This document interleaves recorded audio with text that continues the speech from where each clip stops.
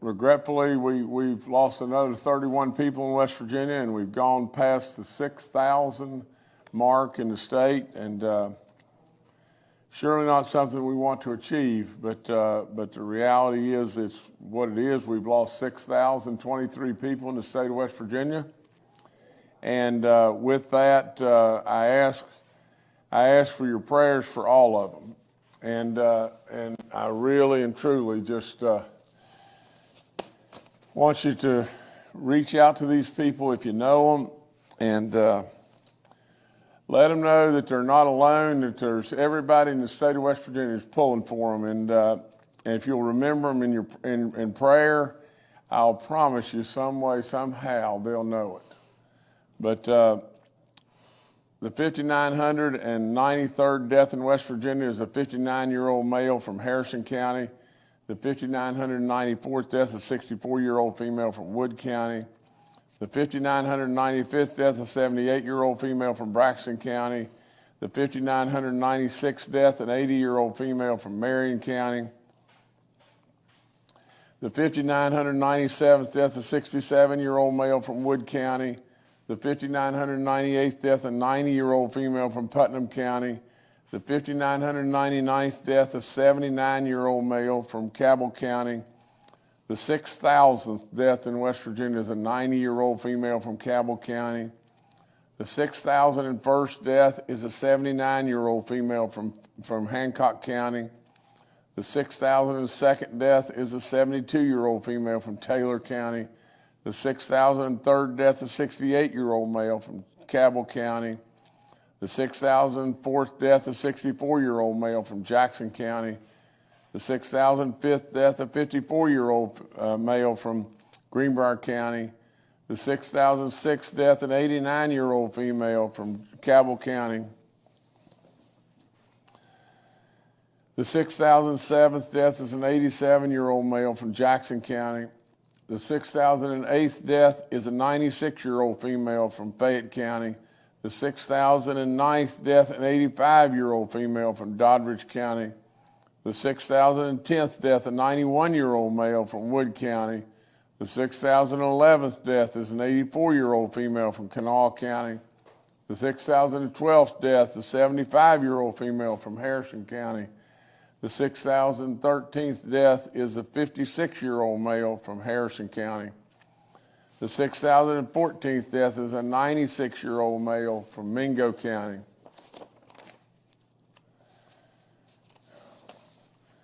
The 6,015th death, a 68-year-old male from Harrison County. The 6,016th death, a 72-year-old female from Fayette County. The 6,017th death, a 71-year-old female from Cabell County. The 6,018th death, an 82-year-old female from Kanawha County. The 6,019th death, an 86-year-old male from Wood County. The 6,020th death, a 78-year-old male from Kanawha County. The 6,021st death, a 57-year-old male from Greenbrier County. The 6,022nd death, a 64-year-old male from Fayette County.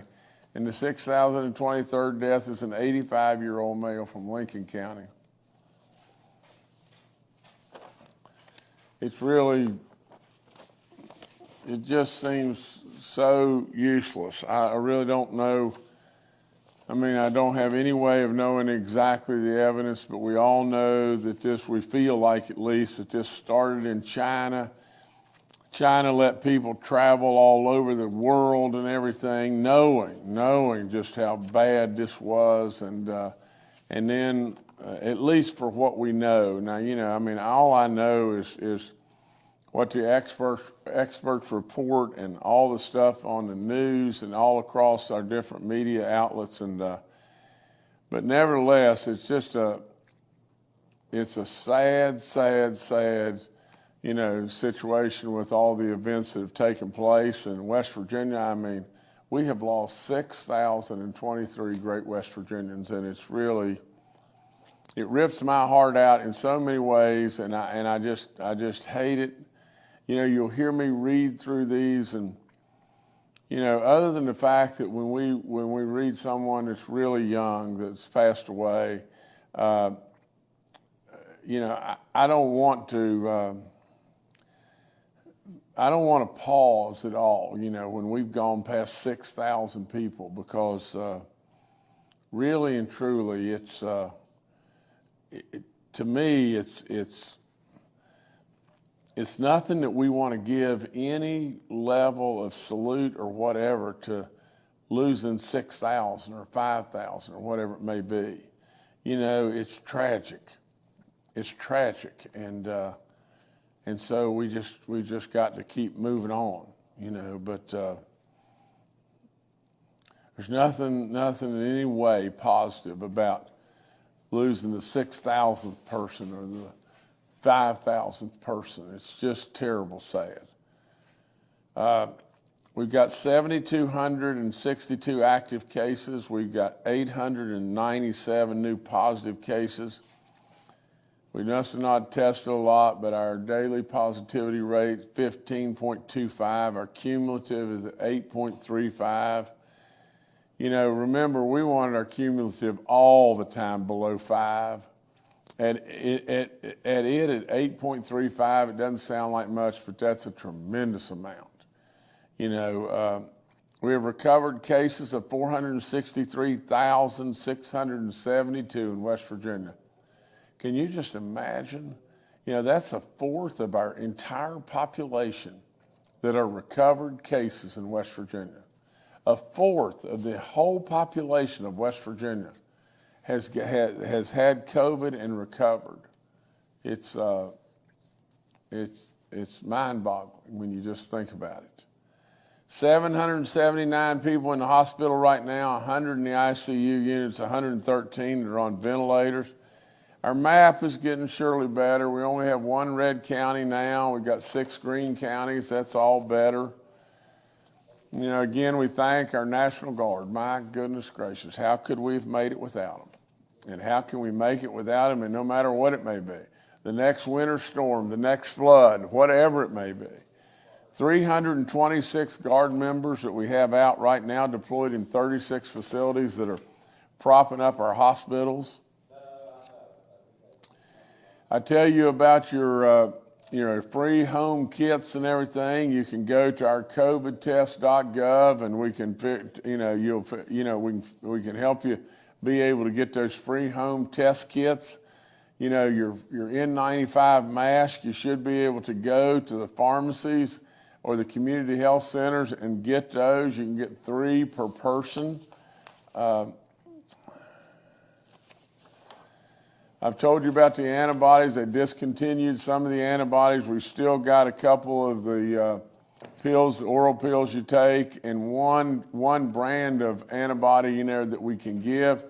I remind you over and over that if you're 65 and above and you get feeling the least bit bad, please go get a test. If you can get a test and we find out you're positive, we can probably really help try to in every way prevent, losing you and or bad hospitalization. But I continue to remind everybody about your booster shot. It is so important. We've been through that in a million different ways, but at the end of the day, it's the one very thing that I do not understand. I do not understand how you can walk away from the booster shot being fully vaccinated and walk away. It is absolutely a terrible choice, especially if you're 50 and above, 65 and above. It is an absolute horrible choice to not get your booster shot. We're still continuing to making progress, with getting people across the finish line, getting them vaccinated. We're at 71.2%. We've ticked up another tenth there of the people 18 and older. We're at 82.6%. We've jumped 2 or 3 tenths right there. And we're at 89.9% of our 65 and olders. And, all that's really, it continues to move. It doesn't move quick enough, that's for sure. But every day we can get somebody else across the finish line. It may very well be somebody's life that we're saving. So it's important stuff. All the information on our COVID vaccine line is up. I encourage you to to get tested. It's all free. You know, take advantage of that, please. We have 159 outbreaks in our long-term care facilities. We have no outbreaks in our church community right now, which is really good. We have 523 inmate cases at 25 facilities and 116 staff cases. That's almost half of what we had, you know, just a few days ago. So we continue to salute corrections, all the great work that those folks do, and we thank them. We thank them all in every way. From the standpoint of our rental assistance program, we are absolutely trying every way we possibly can to ramp this up. Erica Bogus was on the other day, and you know, she surely has gotten word from the mountain in every way that I know she's done great work. She continues to do great work, but we got to do better. That's all there is to it. We just have to do better.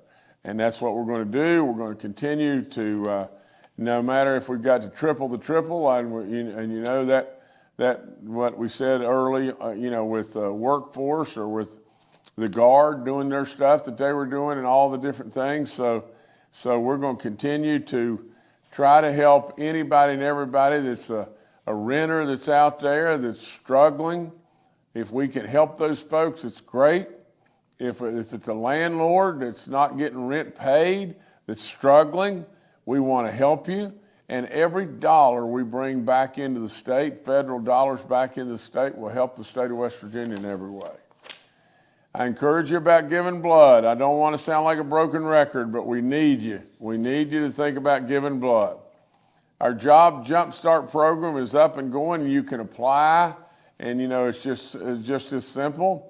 I know we're at historic lows as far as unemployment in our state, but there's still a good many folks out there that we can get back, and so we try to appeal. We've got another incentive program. You can get $1,500. If you can get a job, stay on a job for at least 8 weeks.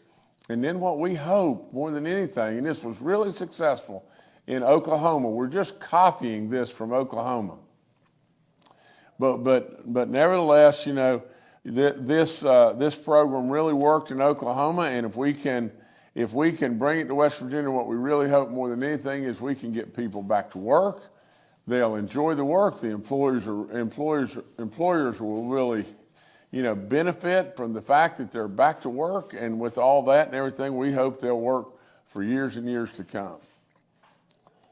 You know, I'm a real believer in this, and I don't really understand people that just, you know, fail to do this in their life. But I'm a real believer in if you're really struggling trying to figure out what to do on something, go find somebody that's doing it the way you want it to be done.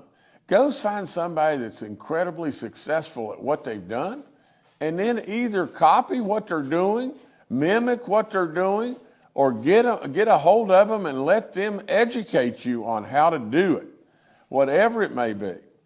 You know, that's why we turned to Oklahoma in this situation. We saw what they were doing, and they were pulling people back, and lo and behold, we're going to give it a try. Now, you know, I'm always good for telling you stories. I want to tell you this real quick. But in 1978, that's when 1977 rather, that's when our family started in the farming business. Well, you know me, I may not look it, but I'm the most competitive human being that you have ever seen or ever heard in your life. Now, with all that, I tell you just this. In 1978, we grew our first crops. In 1979, there was a fella, his name's Eldon Pribble. He's from Iowa City, Iowa, and Eldon won the National Corn Growers Yield Contest. It doesn't sound like a great big deal here in West Virginia because, you know, we sure don't have all that many grain farmers in West Virginia.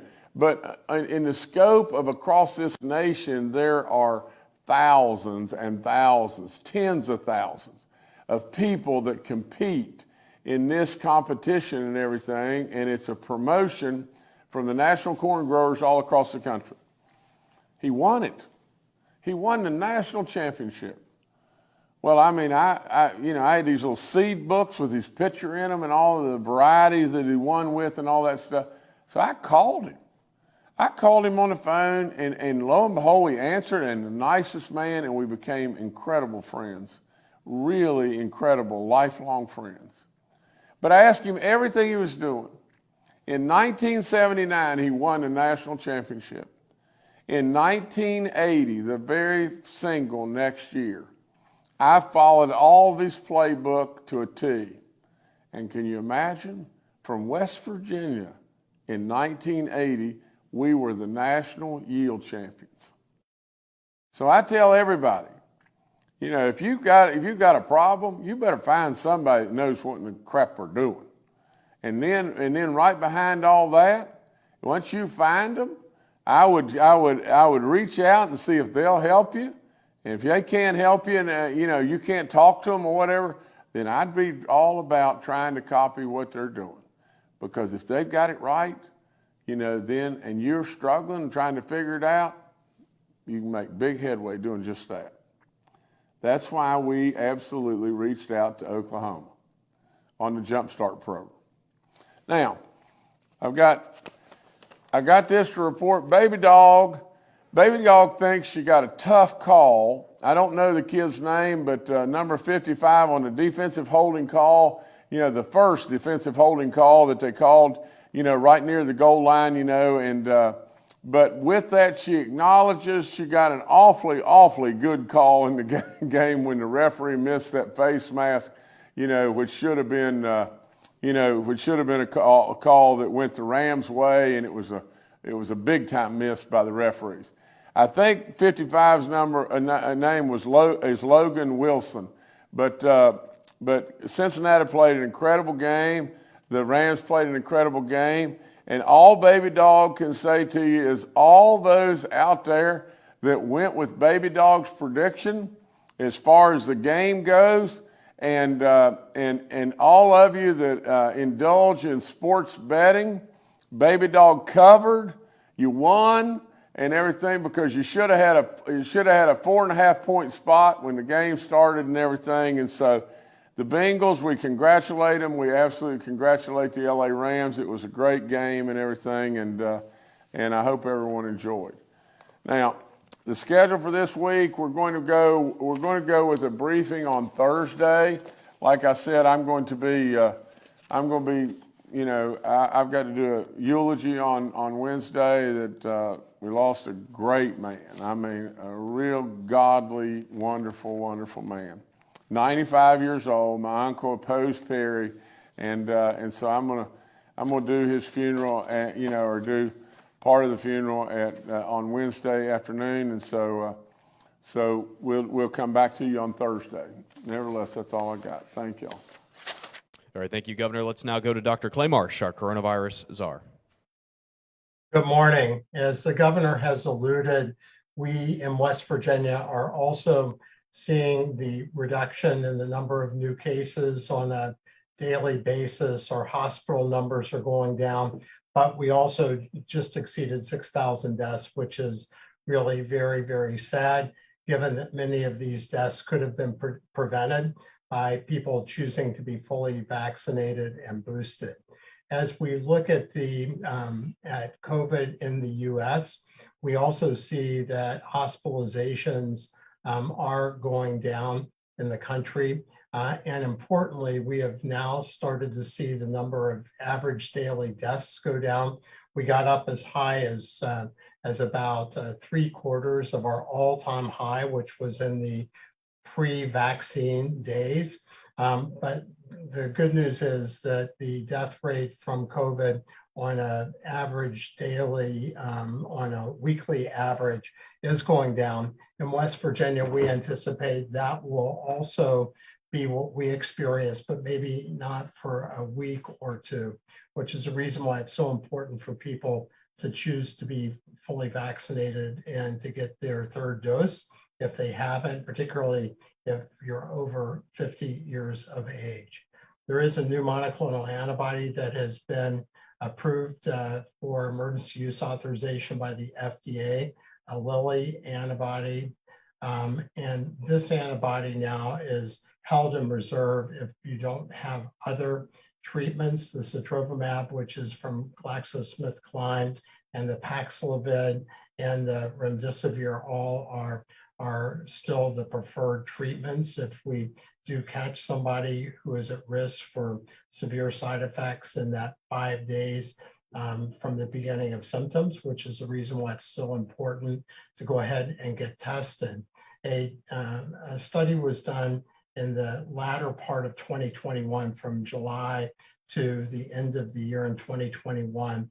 And the projection is there's about 135,000 excess deaths in our country, which at least in large part was likely due to COVID-19. And this is a way from a statistics standpoint, you can identify people that may not have chosen to get tested or who may not have reported their tests with the advent of home testing.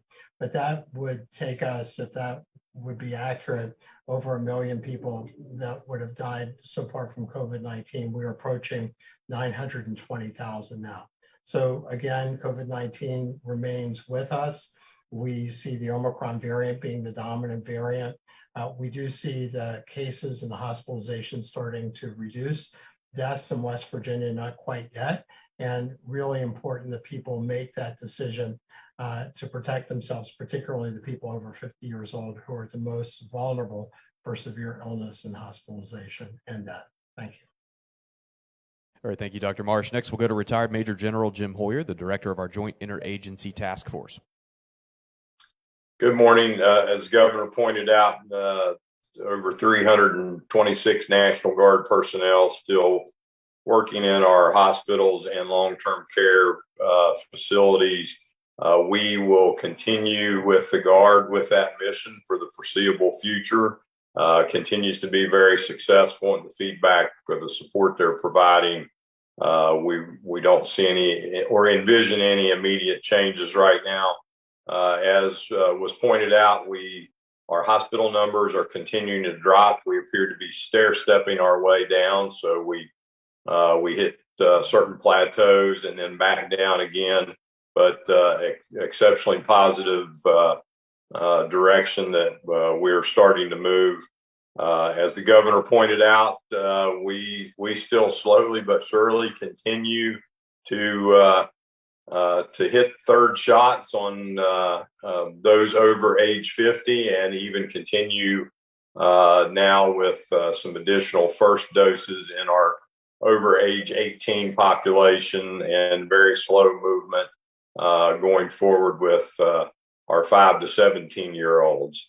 As Dr. Marsh pointed out, a new antibody is available. We've been notified that the federal government will release 50,000 courses or doses of that new antibody, but we have yet to get an exact number on what we will get. But again, as Dr. Marsh pointed out, it is unique in that it is to be held in reserve as a last resort and use the availability of the other doses first. Thank you very much. All right, thank you, sir. Next, we also have Secretary Bill Crouch and Dr. Ayn Amjad joining us today. We'll now go to questions from members of the media. The first today from Paul Mullen with WCBC. Good morning, everybody. Governor, it's good to know that you're not going to send baby dog off to live with Bette Midler for a week. That would not be good. A question I have today is about the weather coming up. We're about to enter warmer weather, which usually portends well for COVID-19 infection and dropping that rate even additionally. I want to know if the panel believes that is a good forecast coming up here, and if that may lend itself to us getting to a stage where we're more epidemic than pandemic. Thank you. I think maybe Dr. Marsh, maybe you could go again, please. Thank you, Governor, and thank you, Paul. Certainly, Paul, as the weather warms up and people are able to move from inside around each other to outside, we know that the spread of any kind of respiratory virus like COVID-19 would be improved. So that is indeed the good news. I think the other good news, at least at this point, is it does look like that the current Omicron variant induced surge is starting to reduce around the country. And we have seen signs that that is also happening in West Virginia.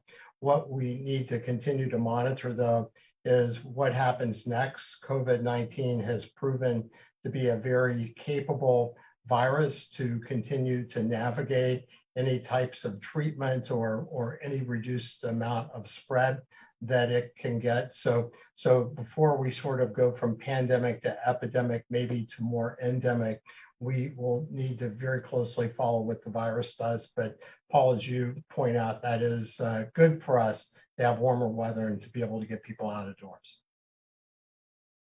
All right, thank you, Paul. Next to Charles Young with WV News. Hi, this is Charles Young with WV News. My question is for General Hoyer. I know you said that we weren't planning on any changes to the National Guard's mission right now or for the foreseeable future, but could you tell us what may trigger a reduction in the Guard's assistance at the hospitals? Is there a certain hospitalization number we're aiming for? Thank you. General, please. Yes, sir, Governor. So, Charles, we'll continue to have discussions with hospital leadership, and we will look at both the numbers in the hospitals as they continue to reduce, but we also have to watch the numbers related to staffing shortages, as both related to just the overall nature of shortages of nurses and other professionals nationally, but also related to those being out for COVID. So at this point in time, the actual numbers will be triggered by multiple factors. And I think later at the end of this week, we'll have some discussions with the Hospital Association and the hospitals, and then make some recommendations to the governor going forward. All right, thank you, Charles. Next, we'll go to Kenny Bass with WCHS and Fox 11. Hi, quick question about the Mount Olive with the continuing water problems with the Gully Bridge PSD and water shortages for inmates happening multiple times over the past several weeks. How big of a priority is this that either the Gully PSD is either brought to form or made to service them with the water needs of the inmates and staff, or how close are we to a turnover where we give the water facility rights to Western American Water, which might be able to handle it better? Gotten several messages from people concerned about the loved ones who are in that facility. In addition to COVID, obviously, they're very worried about the water situation. So, Governor, if there's any word on what's going on at Mount Olive, I'd appreciate getting that so we could share it with them. Thank you.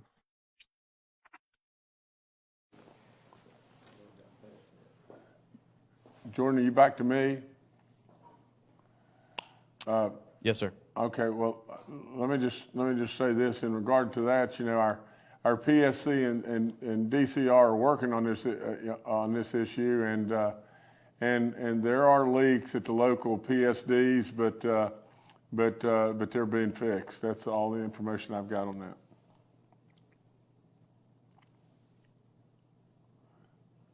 Oh, I would like to add one other thing, Kenny. I really appreciate the invitation to the performance and everything that you guys were having and everything, and I would have loved to have come and everything, but we just couldn't pull it off. But nevertheless, you know, congratulations again. I do appreciate the invitation. Dr. Amjad, if you could maybe fill in more, you know, on Kenny's question too, please. Yes, Governor. Kenny, the Gully PSD and the Kanawha PSD, they were working over the weekend to check the leaks on that. I did speak with Commissioner Jividen this morning about it. So it is a priority for us at Mount Olive to make sure the inmates and the staff do have clean water there. So that is a top concern. We've been talking with Secretary Sandy, Commissioner Jividen, and the Department of Corrections for at least the past week right now. But the PSDs have been checking for leaks all weekend there. There's a meeting there today, and we're going to stay on top of it. But we've been talking with them for the past week or so about it to make sure they have clean water and access. But that is a concern for us. So. All right, thank you, Kenny. Next, we'll go to Evan Bevins with Ogden Newspapers. Thank you. I was wondering if Dr. Marsh could elaborate on the new antibody treatment, what makes it different, why it's recommended to be held in reserve. Dr. Marsh, please. Thank you so much. Thank you, Governor, and thank you, Evan. So the new antibody is called bebtelovimab, and it is an antibody that was really tested most heavily during the Delta component of the pandemic response. And what it showed during the Delta phase were that people who had risk of more severe consequences when they got the antibody had a reduction in their symptom time, and also they had a reduction in the amount of virus that was present when they measured it in their bloodstream. Since that happened, the antibody does have very good binding characteristics to the Omicron variant as well. And because of the challenges we've had with the production of sotrovimab, which is the antibody made by GSK that showed a 90% reduction in severe consequences and hospitalizations.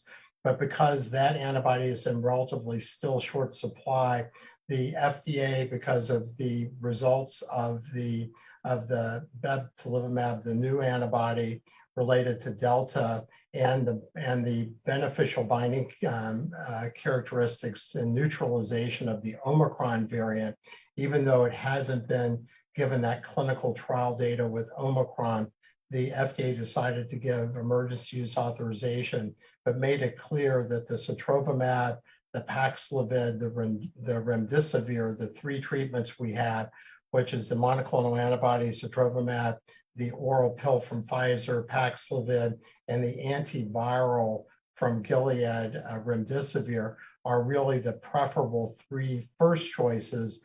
But if you don't have access to those treatments and you have somebody who's at risk of severe consequences, they did grant the bebtelovimab an EUA, emergency use authorization, to be used if need be. So that's the story on that new monoclonal antibody.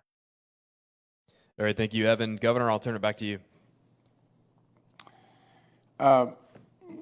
Well, I don't really have anything, additional to say other than, the fact that it's Valentine's Day, and I surely wish everyone a really happy Valentine's Day, and Baby Dog does too, without any question. She loves everybody, and that's that. I've said it a million times, but I don't know how there could have ever been a better message. I mean, we pick up stuff a lot of different ways. You market stuff a lot of different ways, but if you'll just look for just a second and look at Baby Dog's face, she makes you smile. It's a pretty unusual face and everything, but she makes you smile. And right on behind all that and everything, really and truly, she, without any question, loves everybody. Doesn't matter their views, doesn't matter their race, doesn't matter anything. She loves everybody. Well, literally, should we not all be exactly that way? I mean, really and truly. And so, Paul, I always really try to pay really close attention. I always do, to everybody's comments and everything people are saying. I did not get what you said, earlier when you were speaking about Baby Dog about something. I think maybe you mentioned warmer weather or whatever like that, and but I didn't get it. I've got to tell you this though. She loves the snow. I mean, this thing right here loves the snow. But nevertheless, Paul, I surely hope and look forward to warmer, nicer weather. Anyway, that's all I got, everybody. But again, I thank you so much and ask again for your prayers for, my uncle. And I ask you for your prayers in so many ways for 6,023 great West Virginians that we've lost. It's a crying shame, and I hope we absolutely will do everything we possibly can to remember these great people and all the wisdom and all the fun times, all the laughter, all the goodness that they brought us. And so please be with their loved ones.